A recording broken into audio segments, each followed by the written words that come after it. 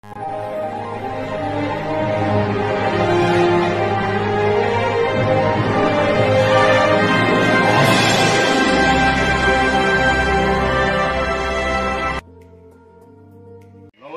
আমি নীলেন্দু চক্রবর্তী। আজ এন্ডুইল থেকে এসেছি আলমগঞ্জে। আমার পাশে বসে আছে গাজী সাহেব।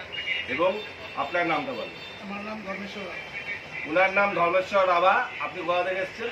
আমি আসছি দেবীতলা গাঁও পঞ্চায়েত থেকে। দেবীতলা গাঁও পঞ্চায়েত থেকে এসছে। আমরা আসামে বসে আছি। ইনি আমাদের একদম পুরনো কাস্টমার, এখান থেকে মাল নিচ্ছেন। তবে পুরনো বলতে মাস 2-3 হয়েছে এসছেন আমাদের কাছে। আজকে উনাকে আমি একটা জিনিস বলবো যে এই ওকে পাউডার, এই যে যেটা দেখছেন হাতে, এইটা ফেললে কি হয় এবং কিভাবে ফেলতে হয়। এগুলো 1 কেজি করে একটা বাক্স থাকে। এই বাক্সটা পানিতে বা জলে গুলিয়ে পুরো পুকুরে ছিটিয়ে দিতে হয়। এটা পিএইচ লেভেল থেকে আরম্ভ করে প্ল্যাঙ্কটন থেকে আরম্ভ করে সব কিছু তৈরি করবে।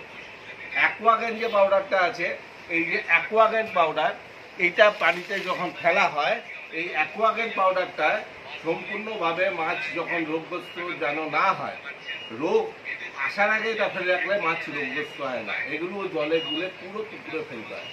বিঘা প্রতি 4 থেকে 5 কিলো মালটা লাগে, জলের উচ্চতার ওপরে।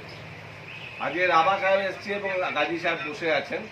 আপনাদের আমরা বলছি, আমরা দীর্ঘদিন ধরে আসামে ব্যবসা করছি। আমরা এই দীর্ঘদিন ধরে আসামে ব্যবসা করার পরে সমস্ত মাছ চাষিকে একটাই কথা বলি, পদ্ধতি অনুযায়ী যদি মাছ চাষ করা যায়, এর থেকে ভালো ব্যবসা কিছু হতে পারে না।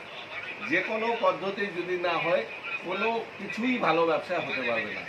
মাছ চাষ একটা অতি সুন্দর চাষ। এবং আমরা আশা রাখি রাভা সাহেবের সাথে, এবং সামনের দিনে রাভা সাহেবকে আমরা গ্যারান্টি দিয়ে যাচ্ছি, উনার সমস্ত পুকুরের ভিডিও আমরা নিয়ে আসবো নেক্সট ভিডিওতে। এবং উনার এই ভিডিওগুলোতে সম্পূর্ণ সফলতার সাথে উনি মাছ চাষ করছেন, সেগুলো আপনাদের দেখাবো। নমস্কার।